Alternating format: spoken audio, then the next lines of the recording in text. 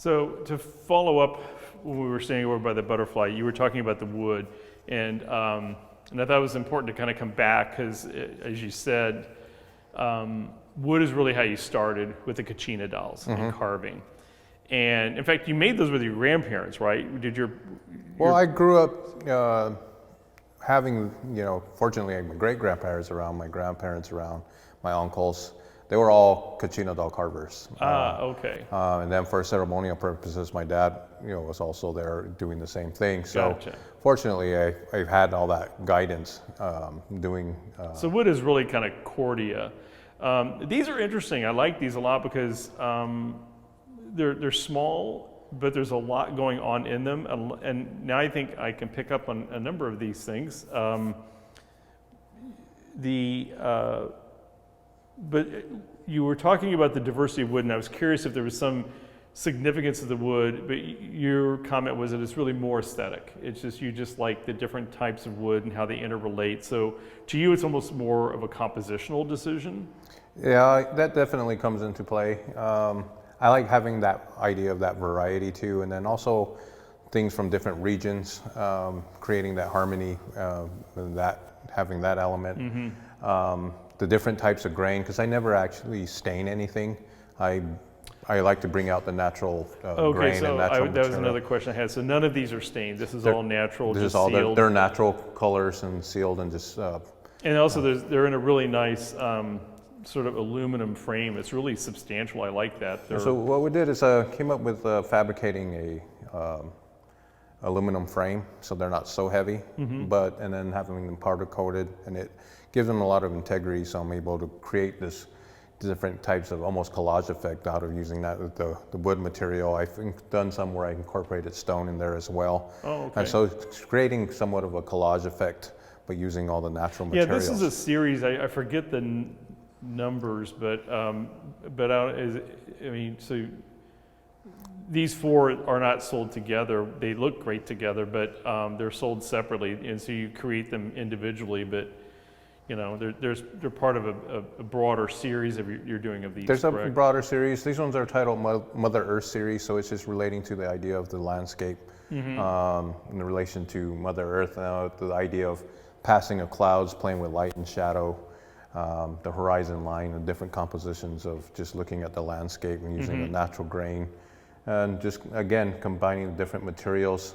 For instance, this wood here is poplar, which is the greenish color here, and it's a fascinating wood because the core of the tree, it's really kind of this greenish material, but as you go to the outer rings, it kind of becomes this kind of lighter color. So this here is actually part of the same wood there that I was able to cut and then flip and create, the different lines.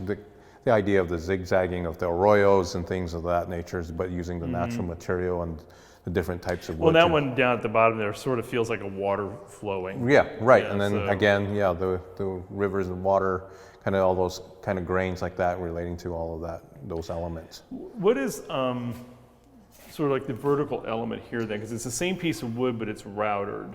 Yeah, it's kind of like the idea kind of relating to that timeline piece. I was wondering. The idea of that connection and of Sipapu, that center, going back to that center place of what we call Sipapu or Sipapuni. And so you'll see that. Thing here. You'll see that, yeah. So you'll see kind of that element, and I did it here, but with just the separation of the two types of wood instead of actually creating kind of a cut there and just using the natural material that way. And what about this one with this?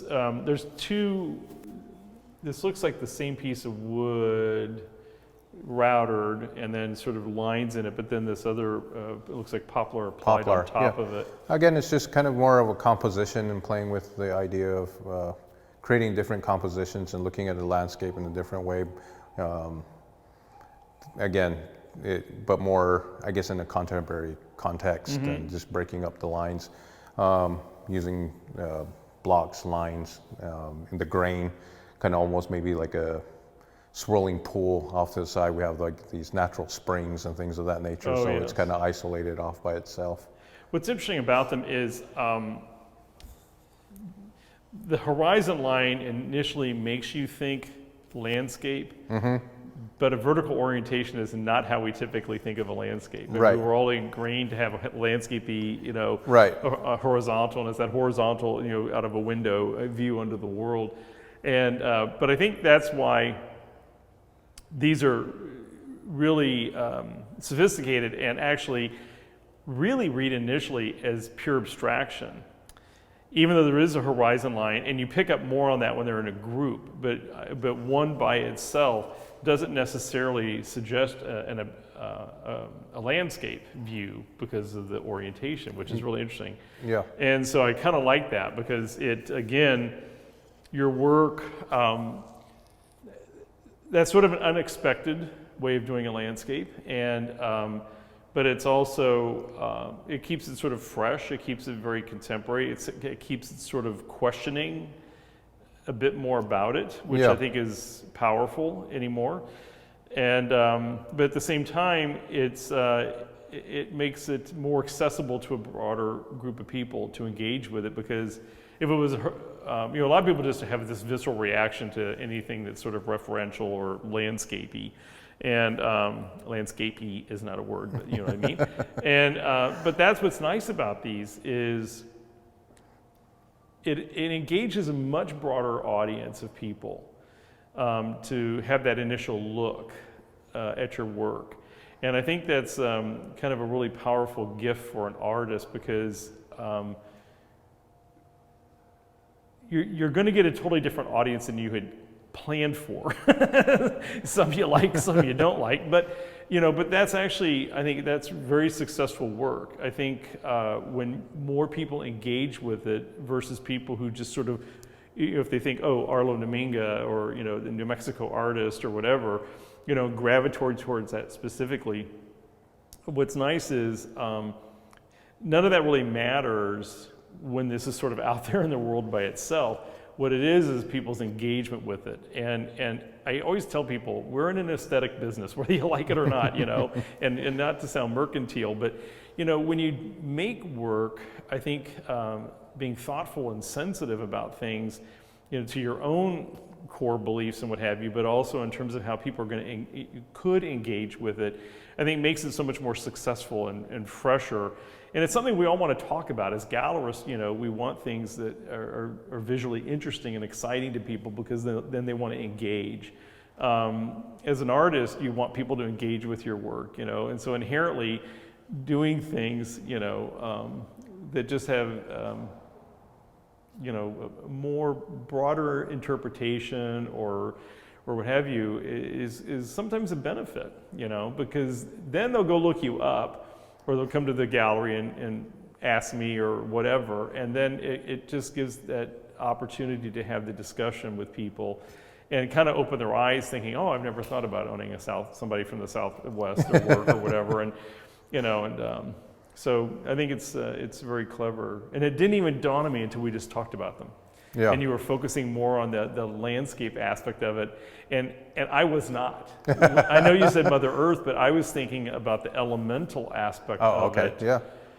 And more object-like, because the way you've done these, the way they're framed, they're less pictorial, and they feel more object-like and more sculptural. Right.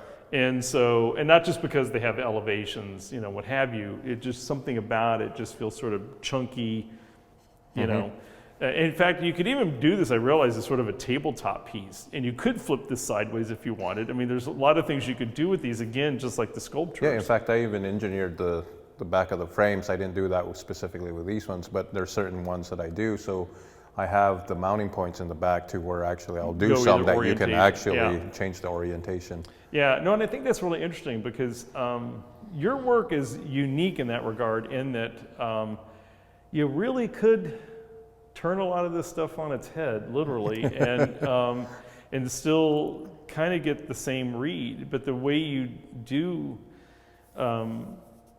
this, I think, is leaves it much more open to interpretation. Yeah. Which I think is very powerful.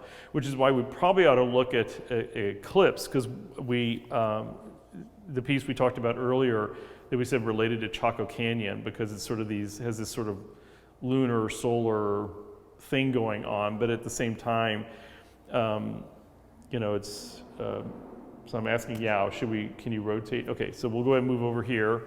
So this is the piece we were talking about. It's two elements that are not interconnected. So unlike the ones that fit together, these are really fiercely independent. And so, again, and what we're talking about, has a Kachina face to it. So it's anthropomorphic sort of this way. And then I'll let you do it if you want to show how you can now create the eclipse by making these, whichever one you want to move forward or backward. We can do that. Yeah.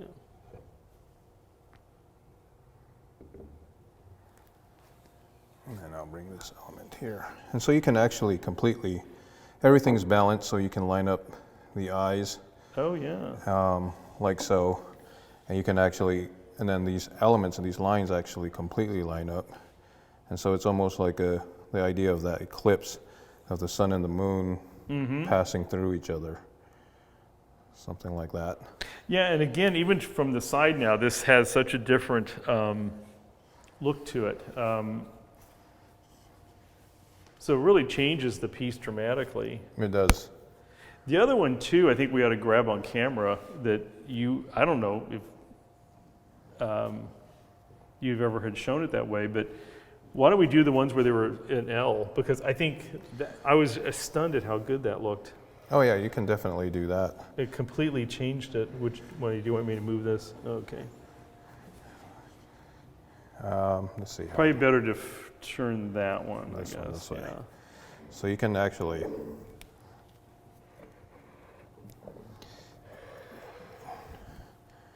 So everything is balanced, so you can. Yeah, they line up. Everything will line up completely, and you can change the composition. And I just like that idea of options.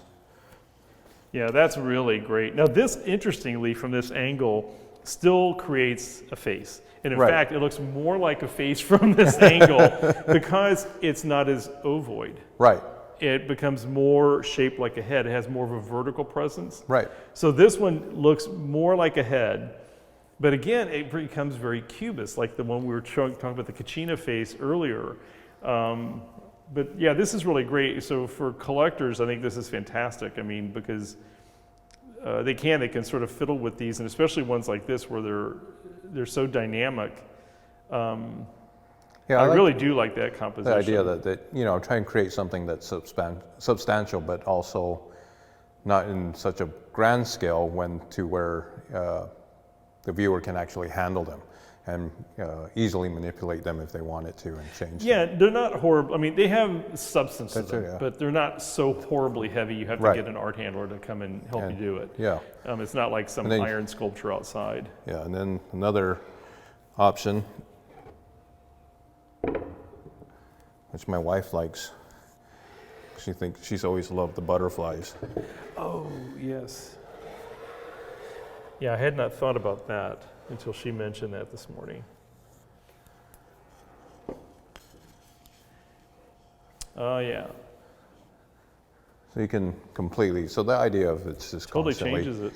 Constantly changing, and you can or they can stand alone, I just love the whole idea of eclipse, but now I'm even more sold on this particular piece. I really like it a lot. Yeah. So, well, I'm trying to think if there's anything else we've not covered. We've talked, I'm sure more things will come up, but any things in particular you'd like to sort of comment on? I think we really covered quite a bit of the majority of the pieces here. I think it's kind of most a repetitive idea of my thought idea and process, but it relates to in various different forms, compositions, landscape, and so that's why the title of the show is Stories and Conversation, because it's creating conversation. It's also telling my story, telling stories of my culture, and things of that nature, and being a way for me to share.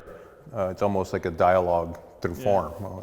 And the work is so organic. I think that's the other thing too that I really like, and the diversity of the materials.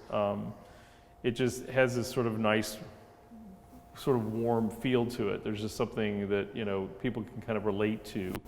Well, I think that's what I like about the natural material. There's just that warmth to it and that color. Even when I work with my bronzes and things, I tend to manipulate the bronze with the patinas and things because I always kind of like that warmth as opposed to something that's very as opposed stark. just to the, what do you call that? When it rusts. Sorry, I'm losing the word. Corten. Yeah, which I like in some regards. I do, yeah. And but then sometimes it's just I always worry about the maintenance aspect of it. So, but that's just me being a homeowner.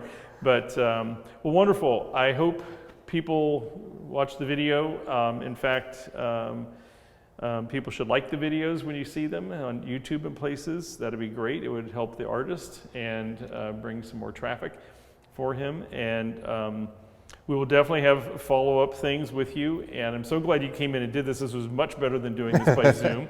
And this was sort of a surprise that he and his wife decided to come in. Our first travel. Yeah, first travel post-COVID. Well, we're not post-COVID yet, but we're getting there. And no, this was fantastic. And we will definitely have more visits with you. And then we'll also then have the catalog on issue and things like that. So I hope people can engage with the work. It'll be up for now, for the rest, for another couple more weeks. So that'll be great. Thank you so much, Arlo. Yeah, thank you. Appreciate it. I appreciate your work as well, too. Thanks.